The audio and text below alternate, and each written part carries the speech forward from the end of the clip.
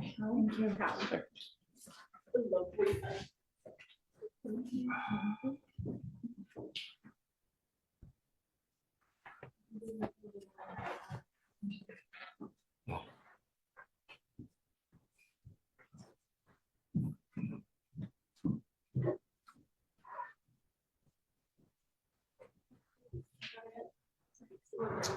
Okay, this chapter 4 is crucial to understand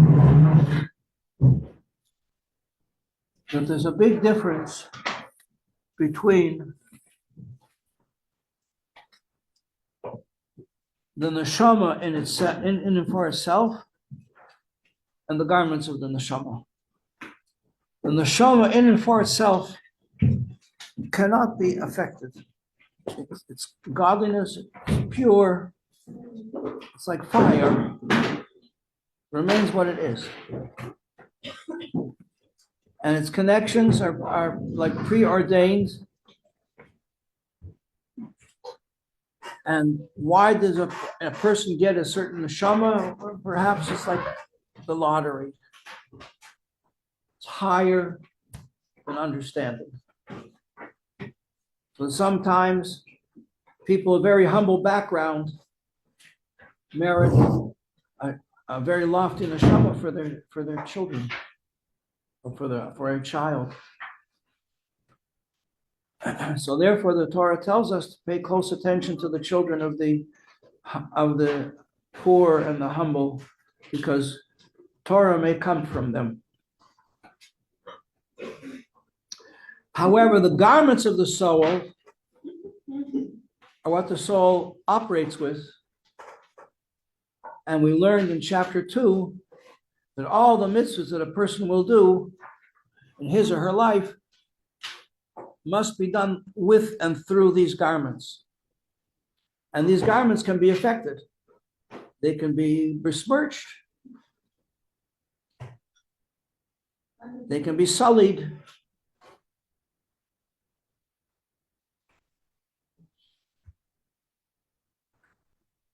And they can be enhanced. So this opening chapter sums it all up. It's really a beautifully built chapter. It starts out with the klal, the general picture. So we have 3 garments.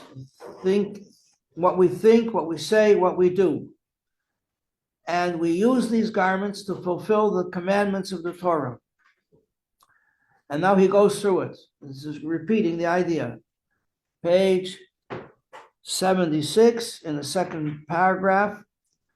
When a person actively fulfills, that's action, he does all the commandments that require action. And with his power of speech, that's the second garment, he occupies himself with learning Torah, teaching Torah, encouraging people who teach Torah.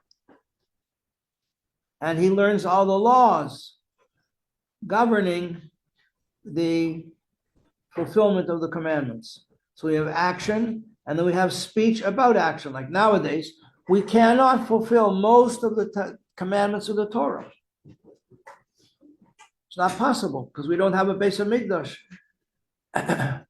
And we don't have all the Jewish people living in Eretz Yisrael. And many of these laws, like Shemitah and Yovel, depend on these factors, so we can't do them. We keep Shemitah in Eretz Yisrael, for instance, but it's only a rabbinical enactment. It's not the biblical commandment to keep Shemitah.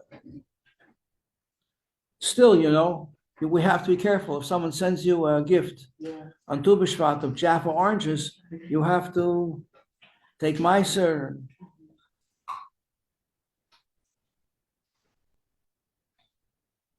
It's very complicated. You can't throw out holy food. It has to go into a special kind of waste. Okay? And we're learning in the Tanya these days, if you're trying to follow the Tanya these days, it's very deep, very complicated, very abstract, Kabbalistic, unfamiliar to us. But the main theme is that as important as it is what we have learned about developing love and fear of Hashem, that when we have a concept and we meditate on the greatness of Hashem, what did we learn in chapter 2 and chapter 3? That this will lead to as this thought works its way down into our heart, it will lead to love. We want to do the thing with love and fear, and we will develop love and fear in our heart. The theme of the Tanya these days, however, though, is Hamaisahu ha'ikr. The main thing is not what you feel. The main thing, what you feel is very important. But the main thing is doing it. And it says elsewhere in the Tanya, in the chapters of the 40s, 42, 41, 42, that the feelings that you develop from meditation on godliness are very great. And they are like wings. A bird can be kosher, but it can't fly if it doesn't have wings. And the two wings of a bird are love and, so to speak, of our soul. The two wings of our soul are love and fear of God. And if we don't have these, then we have a bird that can't fly. But it's a bird. It's a kosher bird. And now, in the Tanya that we're learning these days, we're learning that the main thing, even though meditation is such a lofty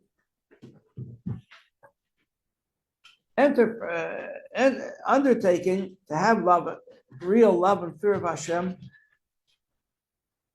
but where is Hashem to be found in his essence is in the doing. And if we can't do, then it's in the meditation, it's in the learning of the laws of doing. Because thought is a whole world of its own.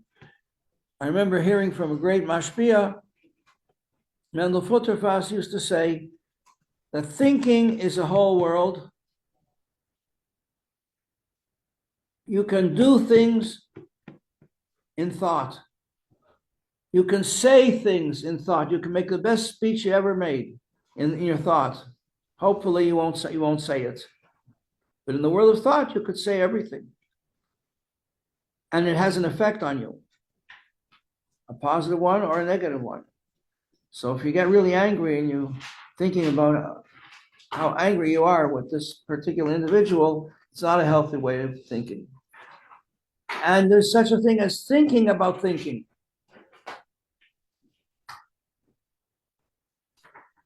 I'm not really thinking about it, but it's in the back of my mind all the time. The main thing, what the Tanya is saying these days, is the main thing is not the thought, not the meditation, but the doing and learning the laws about doing. And that's where the essence of Hashem can be found.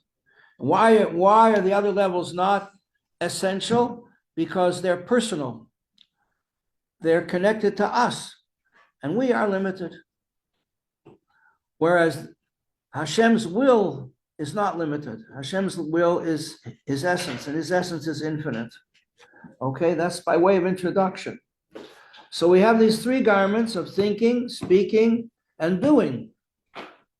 And we also learn that there are four levels of the Torah, which is called the orchard of the Torah, the simple meaning of the words, the hinted meaning of the words. Like we learned yesterday, that the struggle through the night, that when Yaakov wrestles with the angel in this week's Parsha, is really an allegory, a prophetic allegory of what it will be like for us, the Jewish people, through the thousands of years of our exile under the domination of Esau. Yaakov was wrestling with the angel of Esau, the guardian angel. He could not throw him down, but he hurt him. And this is a prophecy that we will suffer, but we will not be destroyed. And in the morning, the sun rises with healing in its wings and heals Yaakov. What is the pshat? The pshat, the simple meaning of this is that we don't eat a certain sinew in the rump steak. To remind us that Yaakov wrestled with the angel and he dislocated his hip. And this all has Kabbalistic significance, which I'm not going to go into at this point, but there's a whole mimer about it from the Tzemach Tzedek. And then we have the ethical level of meaning, which is what do we learn in practical life from this? And one thing we learn is that this whole episode began because Yaakov went back for the small jars that he had left behind. And what do we learn from this? We learn from this that we have to be very careful with our possessions. I even mentioned this to you a week ago about the idea of a bris, the circumcision ceremony for a young boy on the 8th day. And what do we learn from this ethically? Practical speaking, that's called drush. And I remember the Baal Koira, the one who used to lane the Torah for the Rebbe and the Rebbe's minyan, he's what he said. He was sandik at that bris. We sat down together to have a cup of coffee before going to work. He said, the lesson from this is, if there's something in life, don't carry around excess baggage. Some people, they hoard things and they can't throw anything out. You know people like that? Really?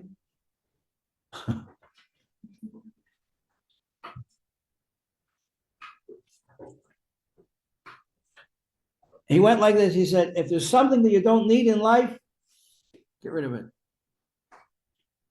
You have to get rid of it. That's an ethical lesson from this.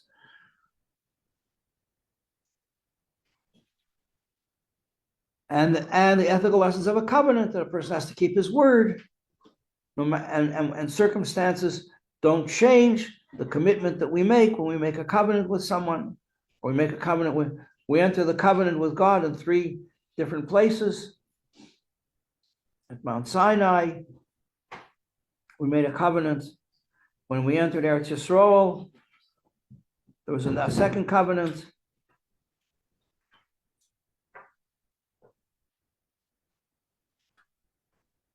Okay, so when a person is doing all the mitzvahs of the Torah, that's action. Learning everything there is to learn about the mitzvahs in the Torah, that's speech.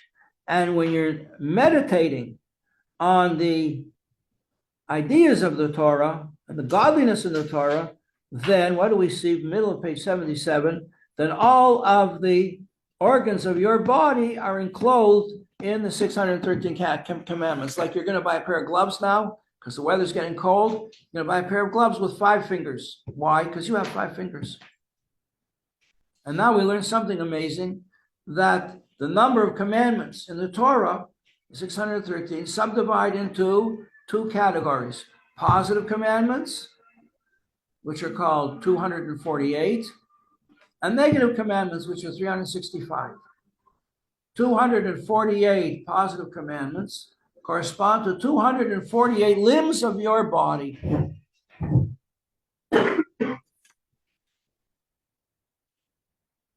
And 365 negative commandments correspond to 365 days in a solar year.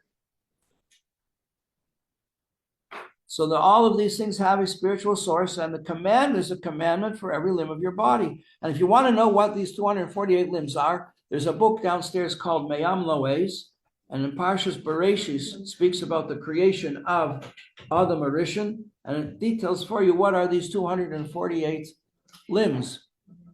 It reads like 248 bones, because they count every joint of your finger as a different limb.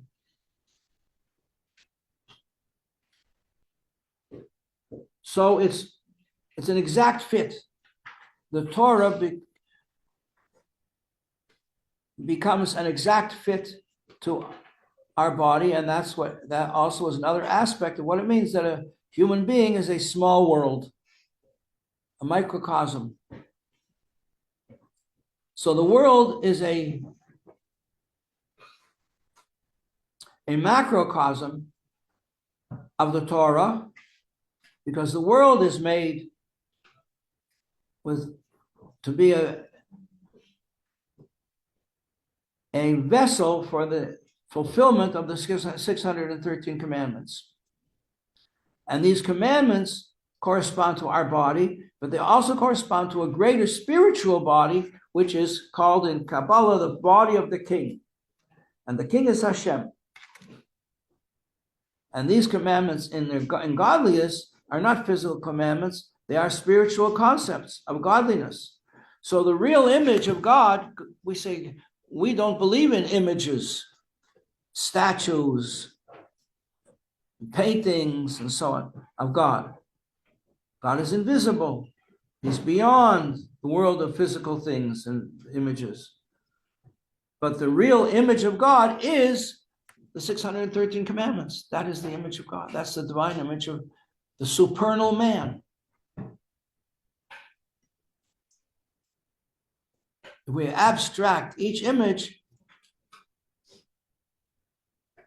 and say this is the spiritual source of a person's body,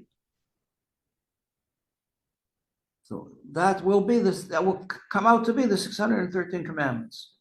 So that's it. Then all his 613 organs are becoming clothed in the 613 commandments of the Torah. When I read that the first time, I'll never forget it. I read that. It's very short. You see, if you look on page 78, you finish those two paragraphs, and that's the shir for the day. That's all you have to learn for that particular day, which is in a week and a half. When we start the Tanya again, we'll be up to that shir. And I read that and I said, that's it, I'm in. This just makes so much sense. It was such an inspiring thing.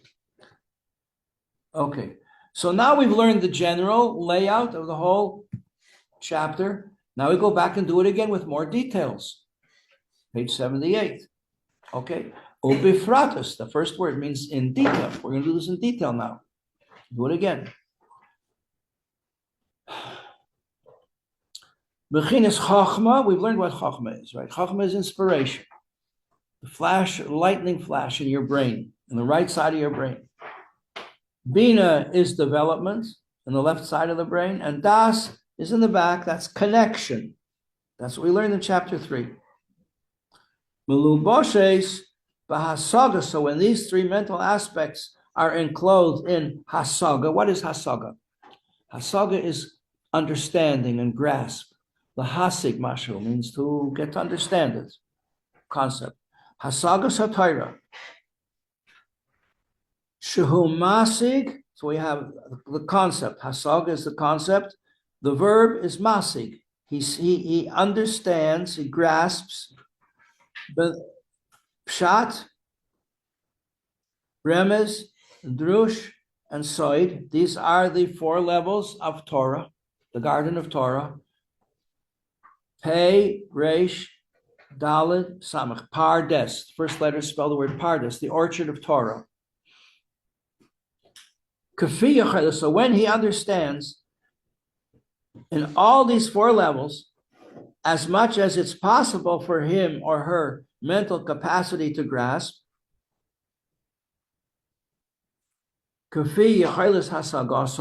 according to what he can be masik, what he can understand and grasp, and also, well, then he has on a mental level achieved this union with godliness.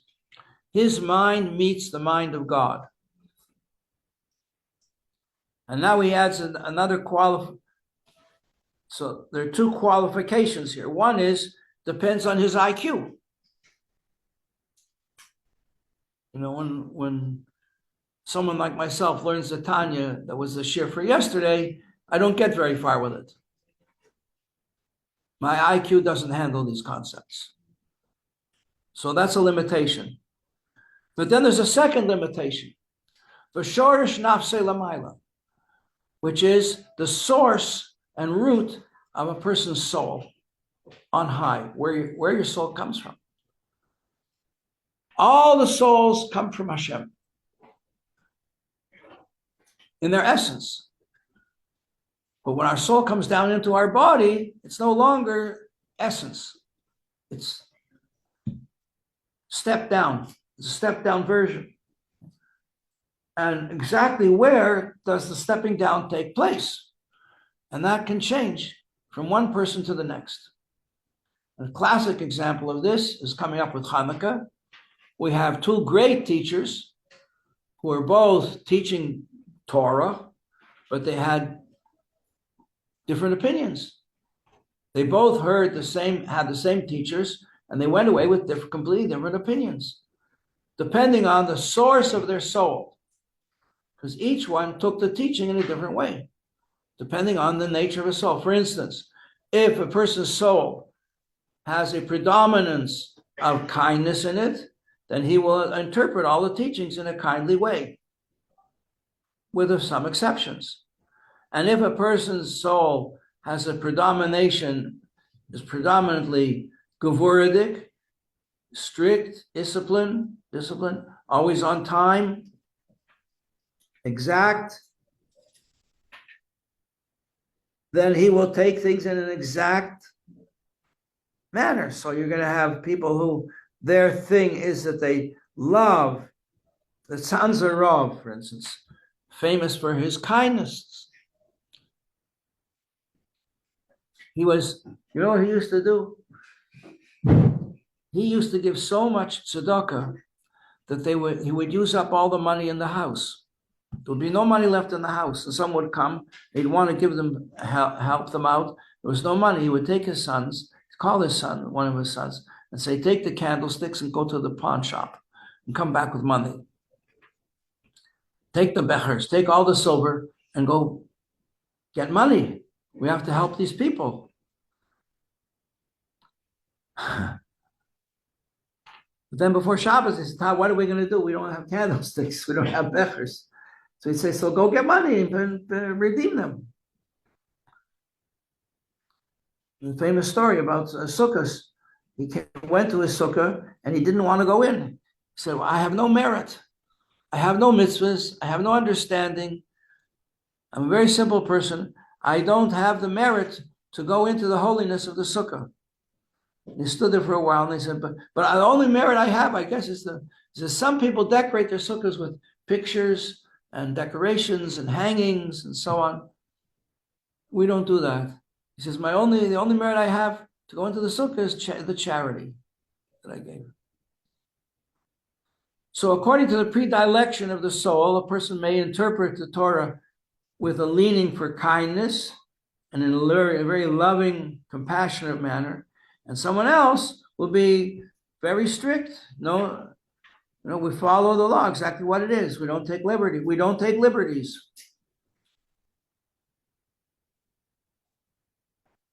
And that's what it means. According to his mental capacity, that's his IQ, and according to the supernal root of his soul. For instance, Beis Hillel, the teachings of Hillel are very compassionate and warm-hearted, loving, and the teachings of Shammai are very strict. On a deeper level, the Rebbe explains that Hillel deals with the reality down here, the actual situation, the way we understand it. Shammai understands the potential. So therefore, the first night of Hanukkah, Hillel will teach that we should light one candle for one night. The second night, we light two candles for 2 nights. The basic mitzvah of Hanukkah is to light a candle each night, because the candles burn for 8 nights. So we light a candle each night. Beis Hillel says, no, we want to do more. We want to do mitzvahs in a more beautiful way. So we're going to light 2 candles on the second night, 3 candles on the third night, until by the 8th night, we have all 8 candles lit with wonderful triumph of light over darkness. Beis Shammai says, no, we go according to potential. When is Hanukkah what's the most exciting night of Hanukkah? The first night. That's when the children are most excited, because it's the first night. They're looking forward to 8 nights of fun, mivtzoyim, donuts, candies, parties. By the 5th night already,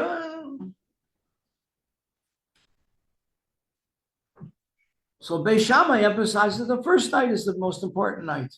Light 8 candles on the first night. And the next night we light 7. Okay.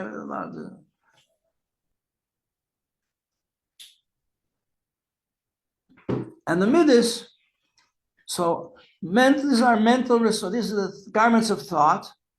What are the midas? The midas are the garments of feeling, love, and fear,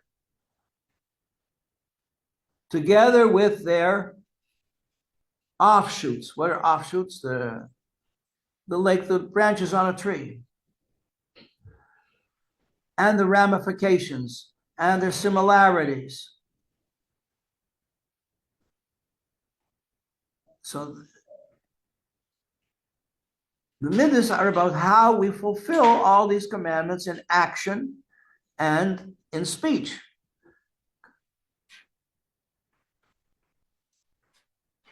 Speech meaning studying Torah, because studying Torah is like doing the Torah. Okay, we're going to stop here and come back tomorrow. We'll continue with this tomorrow, Bezras Hashem. But the question still wasn't asked. When Yaakov found oil, Yaakov now anointed the stone on which he slept. Where did he get the oil from? He gave everything. He had nothing but the shirt on his back. Where did he get the oil? And what happened to it?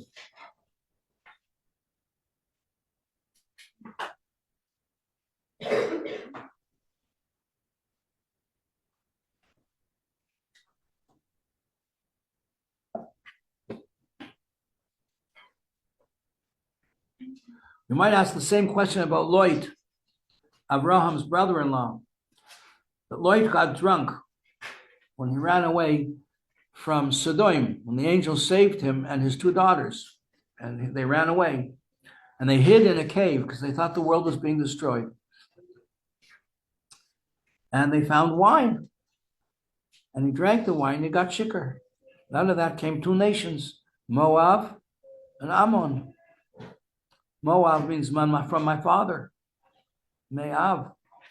And Ammon means my people. These 2 nations have not exactly happy beginnings. We don't ask the question, what happened to the wine? We don't think that somebody used it for Kaishal Bracha and it's still circulating. You know why? Because Lot drank it all up.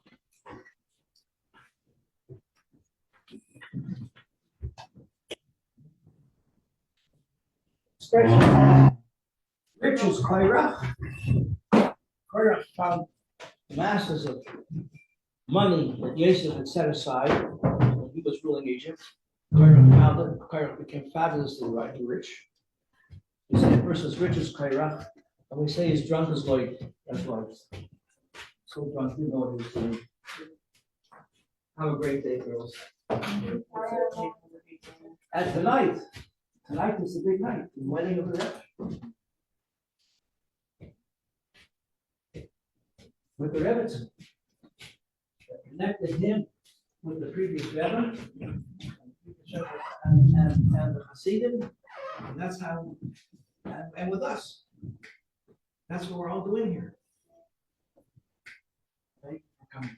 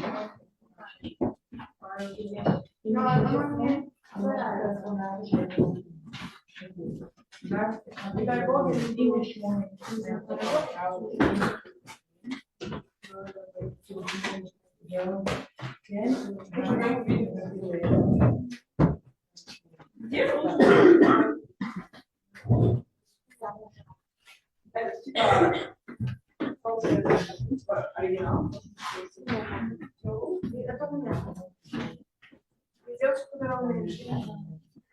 Для меня не знаю, что я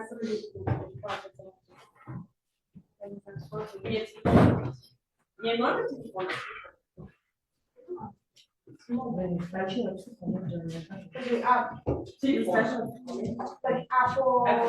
Apple отражение покупает почти. LG. Let's go.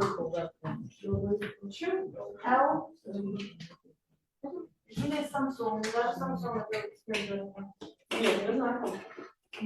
Надо купить. Ну, это дешевле просто. Сейчас все deals есть. Смотри на Амазоне, потом смотри на Apple Store.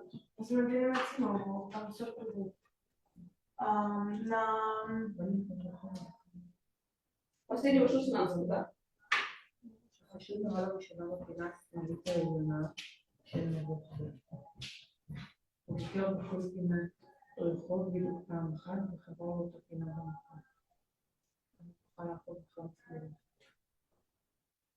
מה? פשוט נראה לה ראשונה בפינה שלי. חיפה. הוא הגיע בכל פינות רחוב, בכל פינת רחוב, בדיוק פעם אחת, וחזר לאותה פינה במקום. וחזר לפה.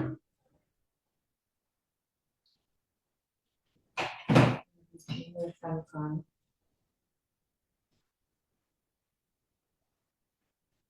התחלנו מכאן, ולא שאתה הולכים.